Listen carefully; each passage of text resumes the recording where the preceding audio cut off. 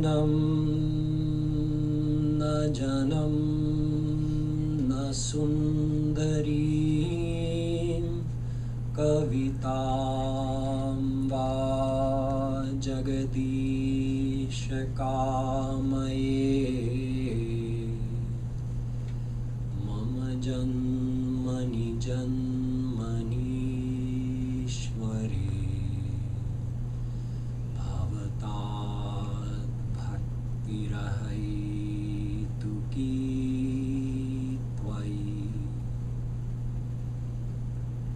ainandatanuj kinkaram patitam mam vishame bhavam budhau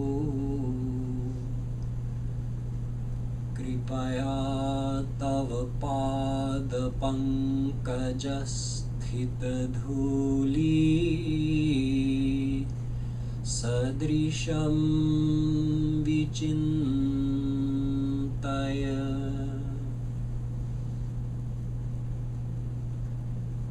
nam namakari bahudha nij sarva shaktis tatrarpita niyamitah smarane nakala etadrishi tava kripa bhagavan mamapi durdaivami drishamiha janinanurag.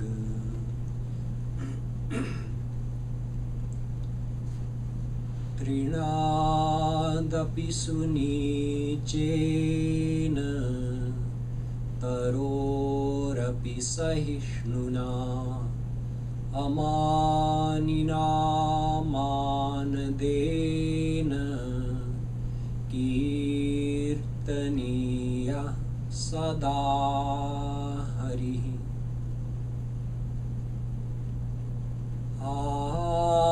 ashlishya vapadaratam pinashtumam madarshanan marmahatan karotu va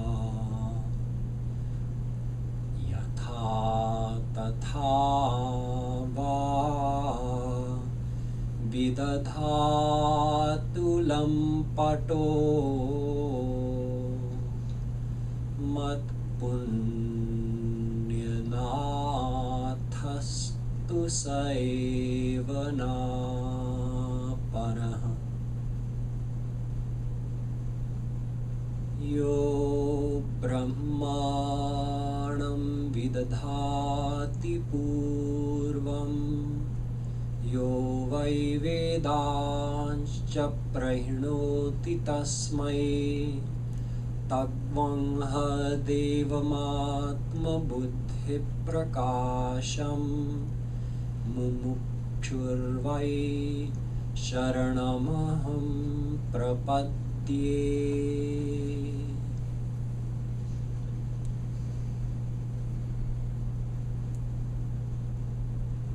We'll continue with some more chanting, and this will be an optional call and response chanting, meaning that after I sing a line, you're welcome to respond and repeat the same line that I just sang. If you'd prefer to just sit and meditate without singing, that's fine also. And if you do sing, you don't have to worry about if you're pronouncing anything properly. It doesn't really matter. The main benefit that you receive is actually just from taking the vibration of the chant into your heart, remembering what I explained last week, that you reside within your body. You, your true self, the soul, resides within your body in your heart area. So bringing your attention into your heart, feel the connection, feel from deep within, your desire to know something divine, your desire to receive a divine happiness. This chanting that we'll be doing sprouts the seed of divine bliss that lies in the heart of every soul. So all you have to do is open yourself to receive the chanting.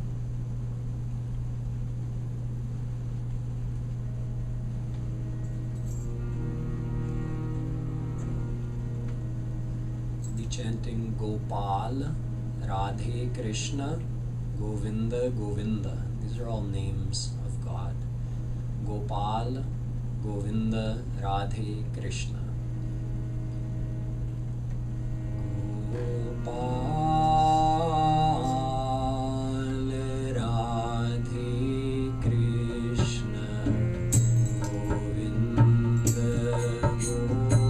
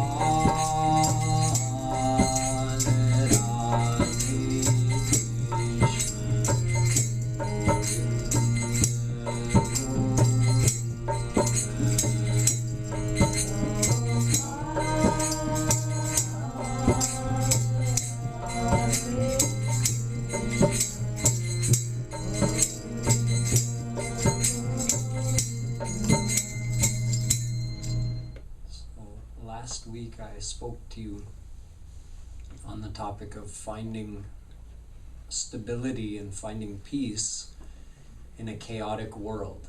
And I explained to you that the world is actually of two types. There's the outer world that surrounds us, and then there's the inner world, which is our own inner world of thoughts and feelings.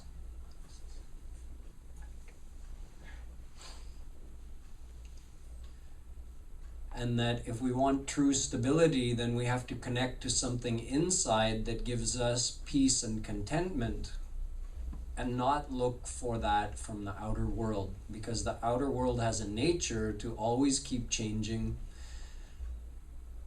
to never be perfect.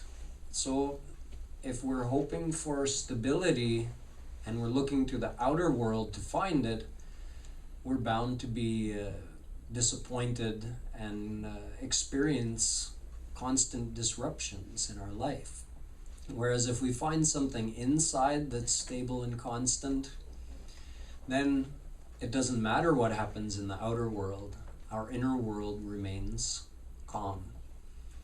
It's getting hot in here, actually, Laura. I just turned the heat off. Okay. Do you want some AC on? Yeah. Not AC, maybe just open, We can open the door crack. door. Yeah. Yeah.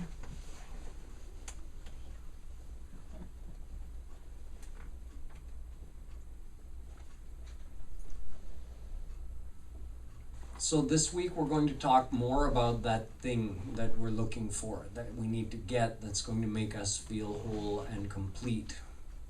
So the question is, what is that we really want? What is the ultimate thing that we all want that could make us all content forever? And when we start talking about what we want, it seems like a huge topic because people want so many different things. If we took a poll just asking people, what do you want, we would find, we would probably not find enough paper in the city of Los Angeles to write down all the things that people want. Even in one person's mind, there are always so many different desires at any one time, and those desires keep changing. 1 minute we want one thing, the next minute we want the next. 1 minute we want to be alone, we don't want to talk to anybody. A few minutes later we start feeling like, no, I think I've had enough alone time. I'd like to talk to a friend now. Calling up our friends, or going to spend time with them. 1 minute we feel like watching TV, the next moment the TV's boring us, we look for something else to do. 1 minute we think, oh no, I'll eat something, that will make me feel good. We just keep looking and changing. So it seems like we have so many desires. But actually all of those desires can be traced back to a common point. Every single desire comes back to the same point, just like spokes on a wheel emanating from a central point. So what is that original thing that we all want? We can just trace it back. Let's say, take the example of food. Why did someone decide, I'm feeling bored, maybe I'll eat something? Why do they want to eat something? Because they think that by eating something that tastes good, they'll get something out of that. They're not thinking of calories. They weren't hungry. They were just bored. Why did they decide to eat? For happiness. So simple. They thought that by eating they'd get some kind of pleasurable sensation in their mouth, and that would make them feel happy. Why does someone want to watch TV? Same reason. Thinks that by watching a television program, he'll feel happy. This applies to anything. Why do we want love? Why do we want another person to love us? Because we think that will make us happy. Why do we want money? Why do we want success? Everything that we desire, you can say that those desires aren't real desires. Those desires are created by our mind in an effort to satisfy our original desire, our true desire, the desire for happiness. So do we really want money? No. If we could be happy without money, then we wouldn't want money. We want money because we think money brings happiness. Or we know that at least we need enough money to, put some food in our belly. That's another issue altogether. But as far as looking towards money for happiness, something that's going to bring us pleasure, if we didn't believe that money would bring us pleasure, we wouldn't care as long as we had enough money just to fill our belly every day. We wouldn't care beyond that. That do I even have a single dollar in the bank? It wouldn't matter to us. But because we want happiness and we have an idea that if I get more money in the bank, I can use it to do this, I can use it to do that, and those things will bring me happiness, or I can buy this thing. But the ultimate desire is not for money, it's for happiness. You can say the same thing for any relationship that we enter into with any person. We don't have relationships just for the sake of having a relationship. Whether it's a friend or a spouse or your children, we didn't decide to have these relationships just for the sake of having it. No, it was if not a deliberate process, perhaps it was a subconscious process, but the process went on in our mind where we thought, doing this will bring me happiness, or at least we had that hope. So we decided. This is how we make every decision to do anything in this world.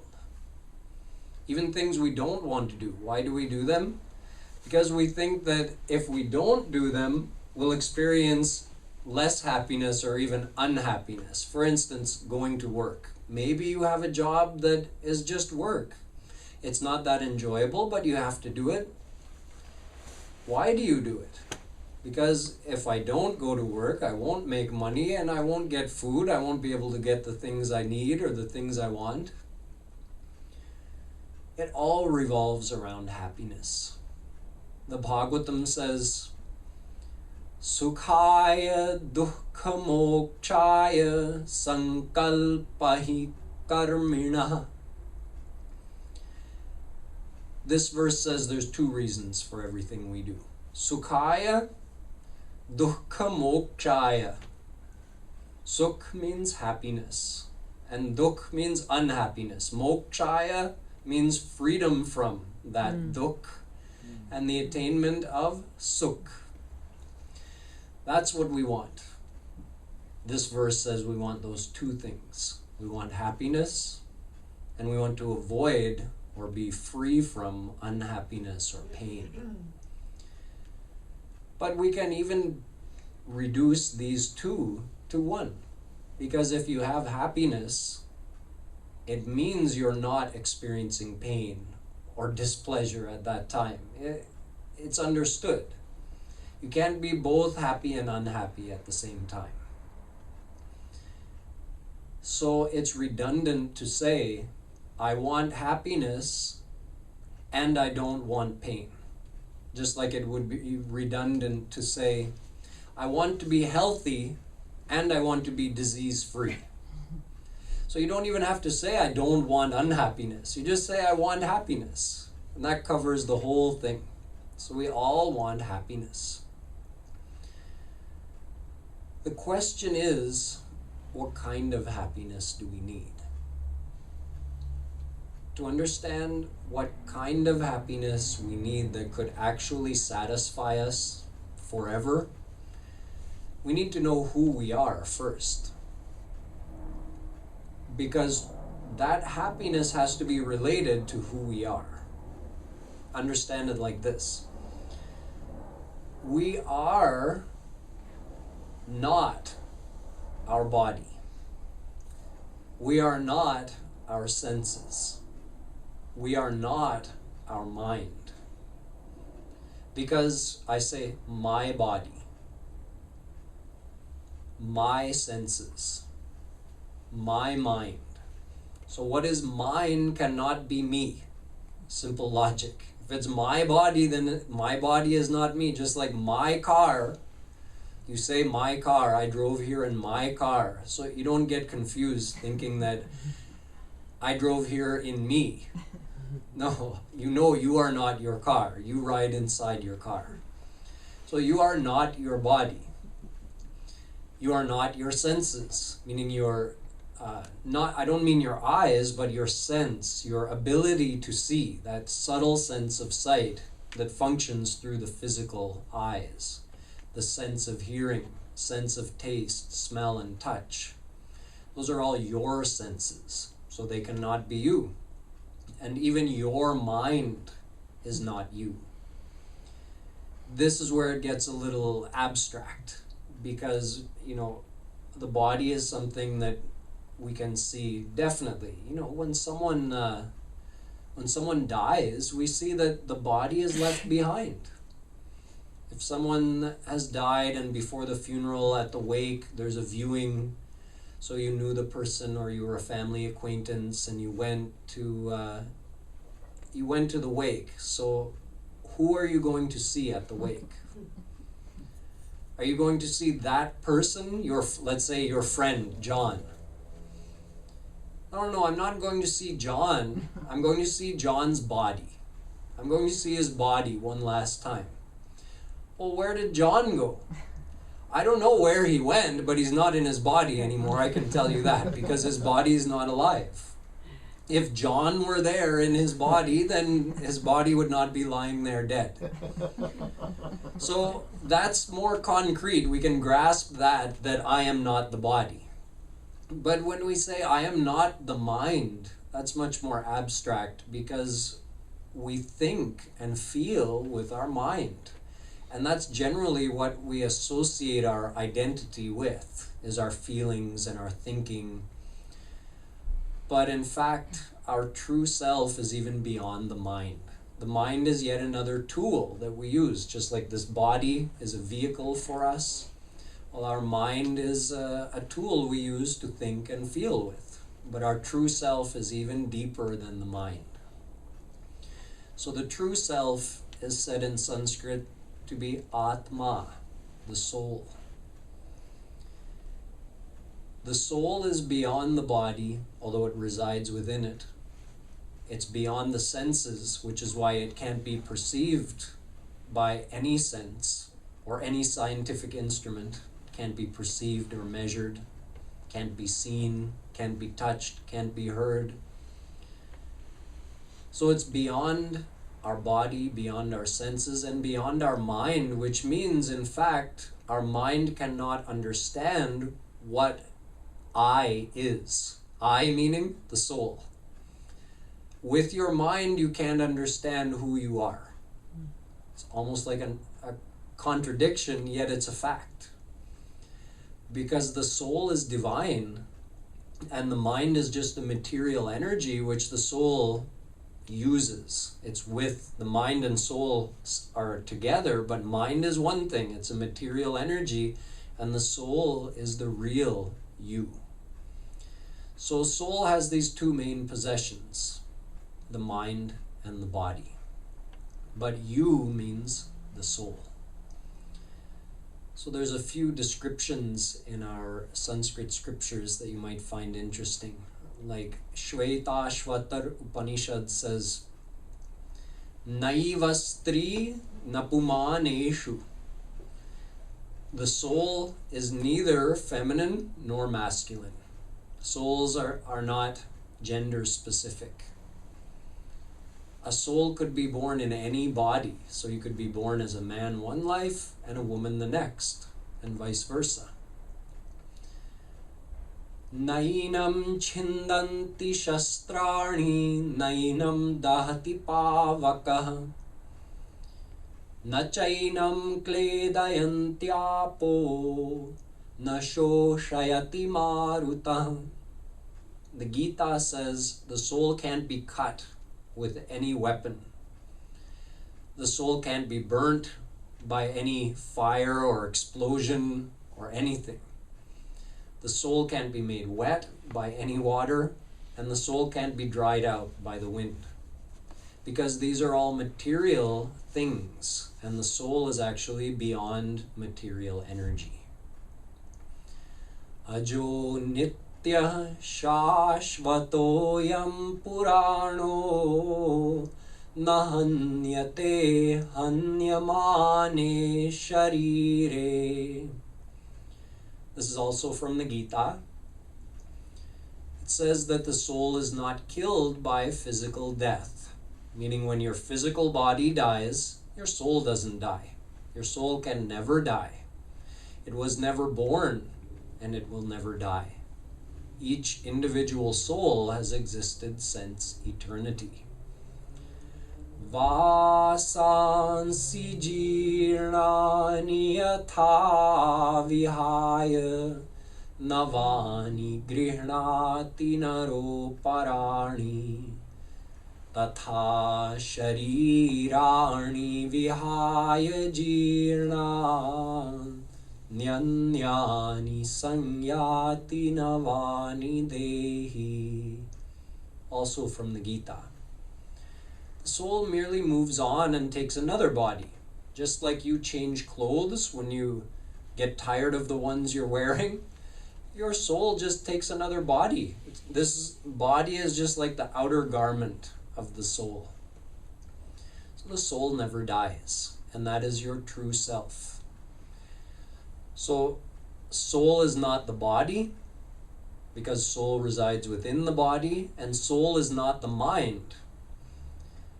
You can understand this through one thing that we do every day, which is sleep.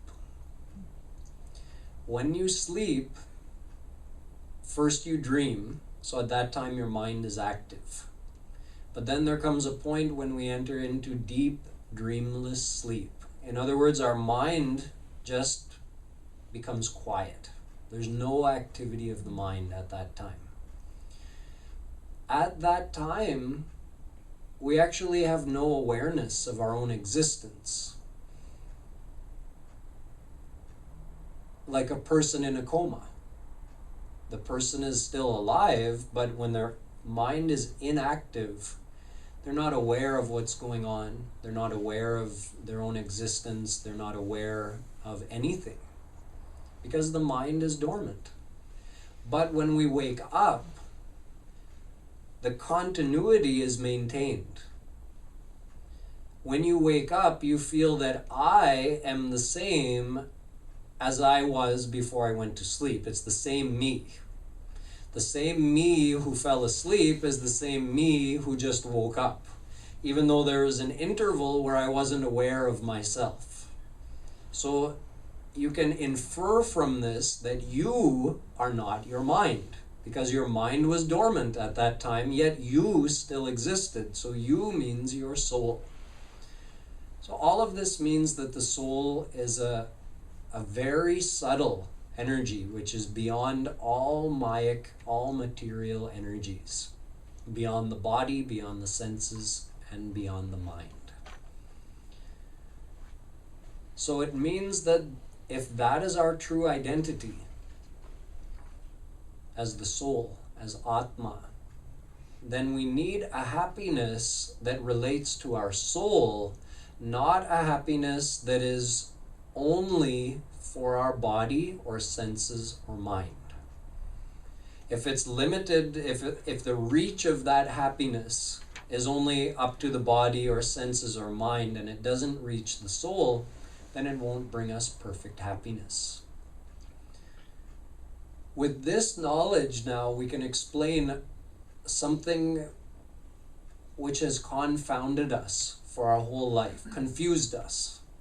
Even if we never verbalized this question, we all carry it in our subconscious mind or in the back of our mind. Why is it that even when I'm enjoying something, I still feel dissatisfied? Even you think back to the best things that you've enjoyed in this world, or when you leave here, go out and enjoy the best thing you want to enjoy. And at the moment of enjoyment, ask yourself, am I completely happy? I'm happy, yes, but am I totally happy? Am I completely satisfied? Do I need anything more? The answer will be, no, I'm not satisfied. Yes, I need something more. So it means even while we're enjoying, we're still dissatisfied. And you have the knowledge to understand why this happens now. It's because who is enjoying? The mind is enjoying through the senses, through enjoying the objects of the senses, using your body and senses. The mind is enjoying eating something, smelling something, hearing something, seeing something beautiful, receiving a loving touch. All of those things that we experience through our five senses, they create an excitement in the mind, or they excite the pleasure centers in the mind. Scientists know that much, but they don't know this. That why is it that even when someone is receiving that excitement, they still feel dissatisfied? Mm-hmm. Because your true self is deeper than the mind. Your true self is the soul, and since these objects of the senses and the excitement in the neurons of your mind, none of that can reach to your soul. Your soul is a divine entity, actually. Whereas the objects of the world, your senses, your body, and your mind are all material things. They're all made of the Mayic energy, the material energy. So nothing material can reach your soul. Like we were saying, the soul can't be cut by anything, burned, made wet, dried out. It's beyond all material energy. So then how could any worldly pleasure satisfy our divine soul? It's illogical. It would be like if I told you, hey, have a look at this, and you took it and you put it to your ear. What are you doing? Why are you trying to see with your ear? You see with your eyes and hear with your ears. Something like that, your soul needs a divine happiness. It's of one type. And we're trying to satisfy it by giving all material different kinds of happiness. It's like trying to see with your ears. It doesn't make any sense at all. We need a divine happiness to make our soul divine, or our self divine. To make ourselves perfectly happy is what I'm trying to say. We need a divine happiness. So is there any divine happiness in this world? This can also be decided very quickly, because these Sanskrit scriptures give us a definition of divine happiness. Chandogyopanishad says, Yo vai bhuma tat sukham. So simple. 3 conditions of divine happiness. Divine happiness is unlimited in amount, meaning like that much happiness, so much, unlimited. Number 1. Number 2, it lasts forever, meaning that once you get it, you are happy forever, never to experience unhappiness ever again. And number 3, as you go on enjoying it forever, you never get bored of it because it is ever increasing. Every moment it goes on multiplying. It's ever new, ever fresh. These are the 3 conditions of divine happiness.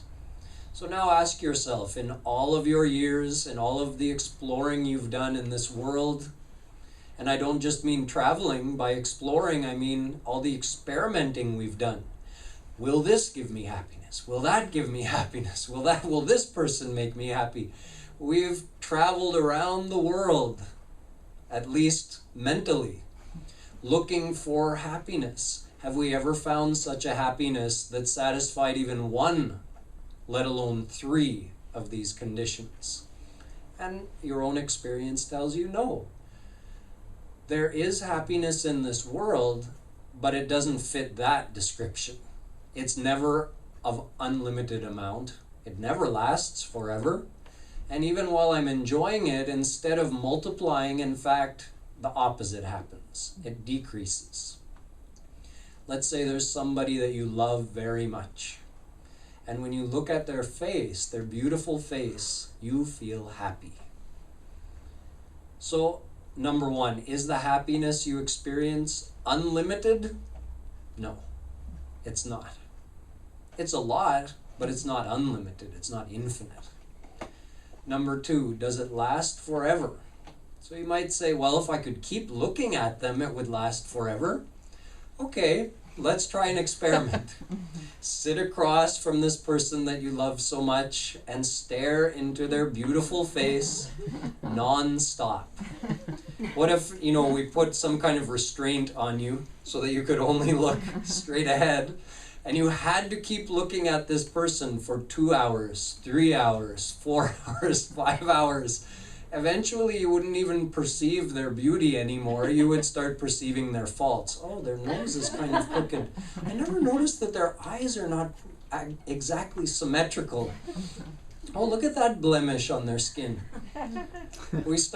In other words, the more we look at that thing, the more the happiness we were experiencing, it just starts dissipating. Eventually, you really want to change. Even if you're looking at the most beloved, most beautiful person, eventually you want to change.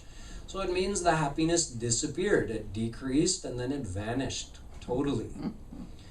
This is the same with everything. It's the same with food.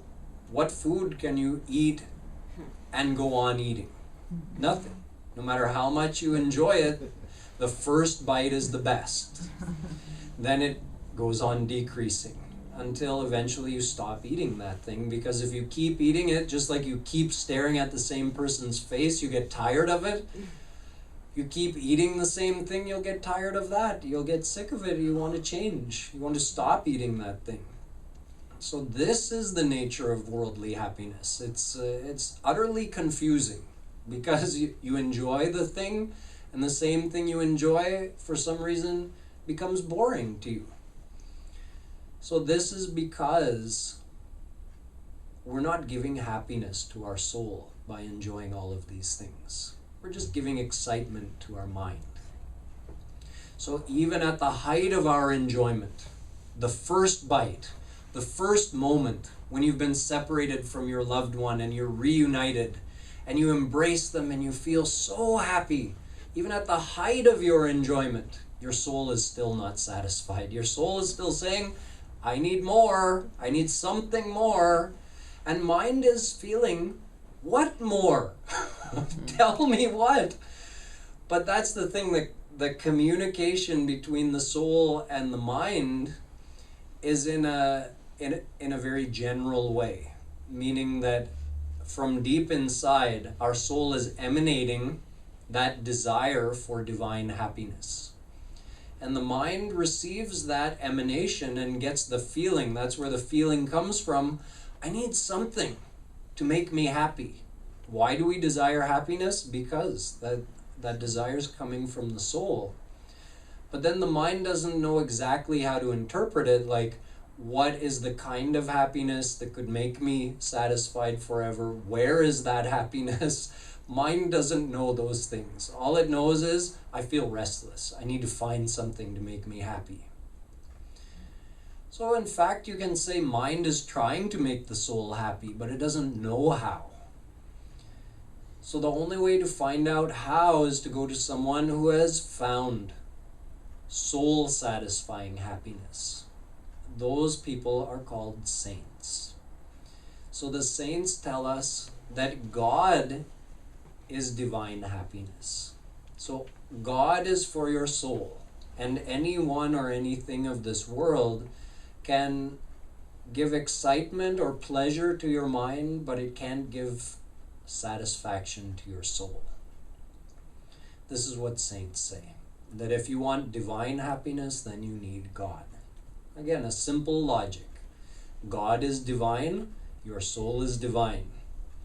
And the scriptures also say, Anando Brahmeti Vyajanat, that God is that happiness that we were describing.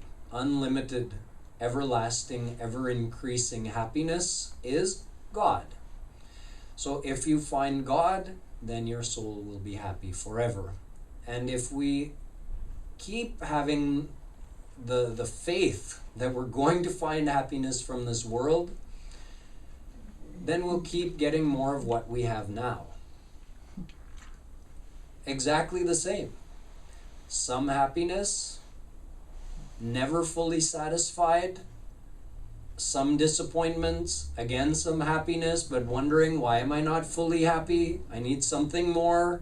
This person, I love them very much, but why am I not fully happy? This situation will continue forever until a soul finds God. When the soul finds God, then and only then they become perfectly happy. So this is my exposition for you today on the topic of happiness. What do we really want? Well, we want happiness, but we want such a happiness that could make our soul happy.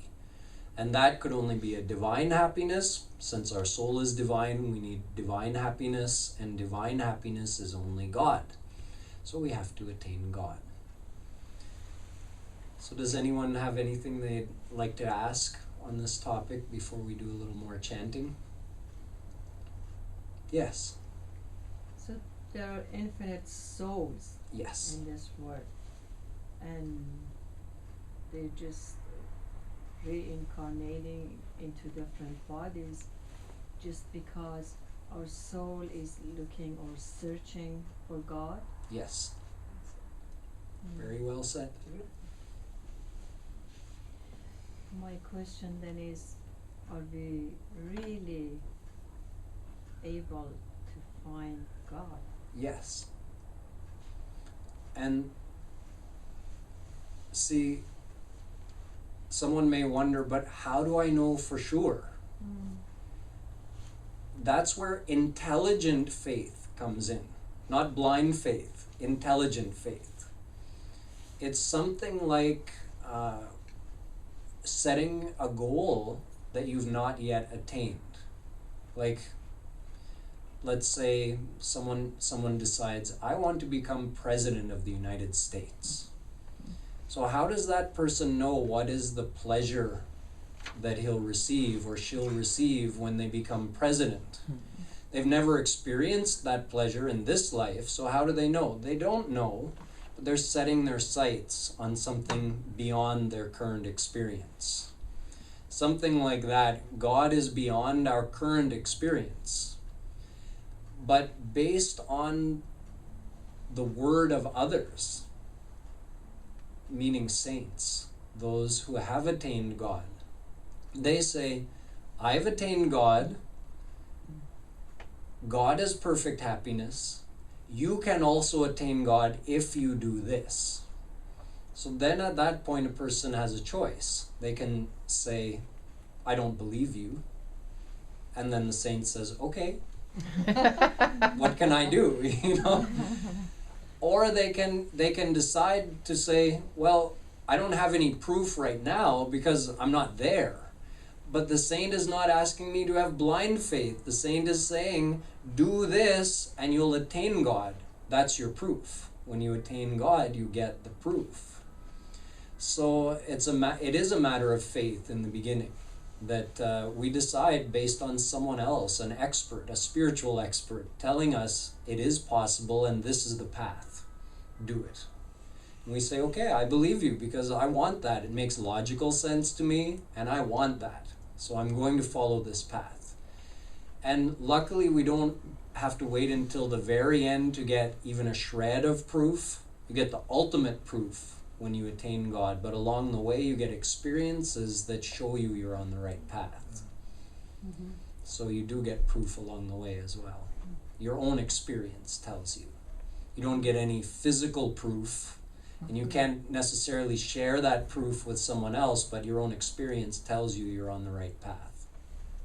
And what I meant by blind faith would be if someone tells you to believe something but never gives you an avenue to get proof. So believing in God is not blind faith if someone's telling you you can have proof when you meet God. When you attain God, you'll see with your own eyes. You'll experience for yourself.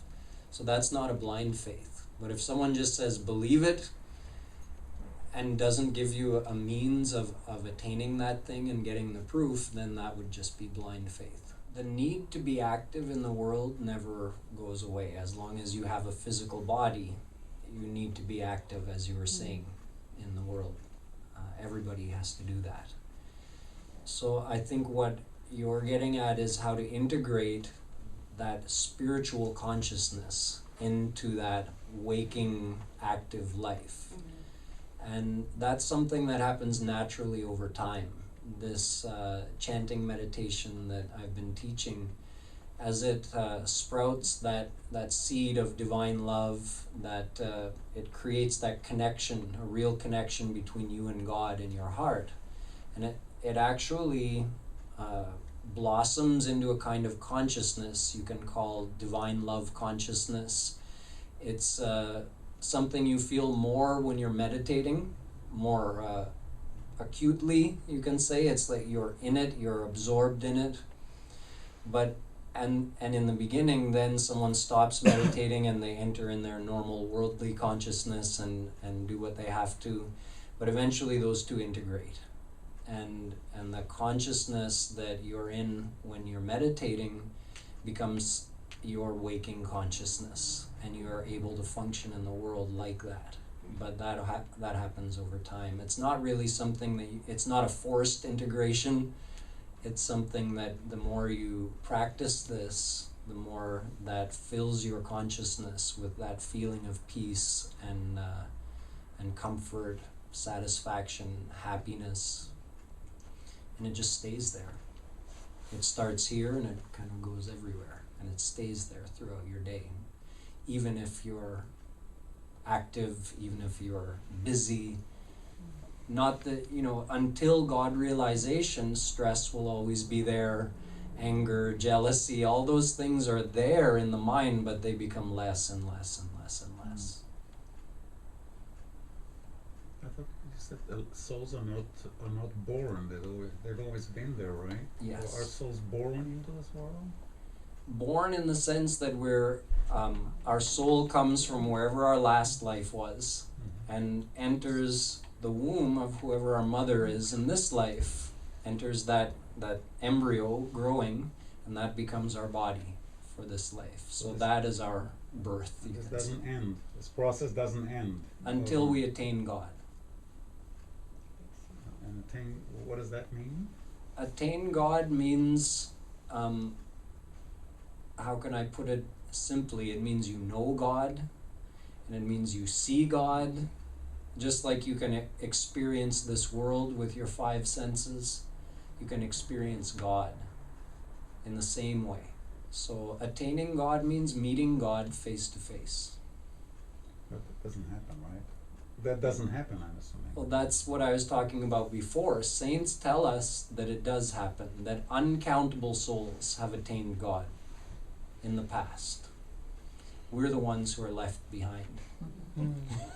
Yes, I'll come to you in a second. How do I attain God? So, just a little question. Sure, yeah. Well, it's a very easy answer, actually, because the only thing preventing us from attaining God is our mind. If we could connect to God 100%, and by connect you can think of surrender, or you can think of, if you just believed in God 100%, that would be like a form of surrender. So if you could surrender to God 100%, you would attain God that instant. But what prevents us from doing that is in fact the mind. The mind doesn't believe. The mind won't surrender. So it's a process of attaching the mind to God, or developing your connection with God, or your relationship with God, that feeling you have. So the easiest process of doing that is the chanting that we're doing. These names we're chanting are not ordinary words. They're actually eternal Sanskrit names of God. And when you chant them with an open mind, that actually purifies your mind. So the vibration of the chanting is coming through our voices, but not only there, it's actually going deep down, right down to our soul, to the depth of our bottom of our mind. So it purifies all the layers of the mind just by doing this chanting. Wow. And that's not quite enough, though. It has to be done with a desire to attain God. So this is actually a good segue into doing one last chanting meditation, is that when we're doing the chanting, if you do it with this in mind, that I want to attain God, then you can think that in your mind, that God, I know you're here, and right now, because I'm not surrendered, so I can't see you, I can't talk to you, I can't touch you, but I want to get to that point. So to get to that point, we have to purify our mind by doing this chanting. Then we'll become fully surrendered, and in fact, God gives a divine power which gives you divine eyes, divine ears, divine mind. Then you can know God, see God, hear God, touch God. Then you experience ultimate bliss. So that's the process. And the only thing we have to do is chant God's names. And God has unlimited number of names. There are so many. We're chanting certain names that are related to a specific form of God, a divine love form of God, called Radha Krishna. So we'll talk about that in more detail next week. Thank you. You can just think while we're doing the meditation, imagine any form of God if you want, your own form of God, just beautiful, friendly, any age you want, any gender you want, but God. You should have that feeling, this is God standing in front of me, the same God who gives life to all the souls in the universe. He or she is standing right in front of me, smiling at me. So just do the chanting with that in your mind. and then receive the effect.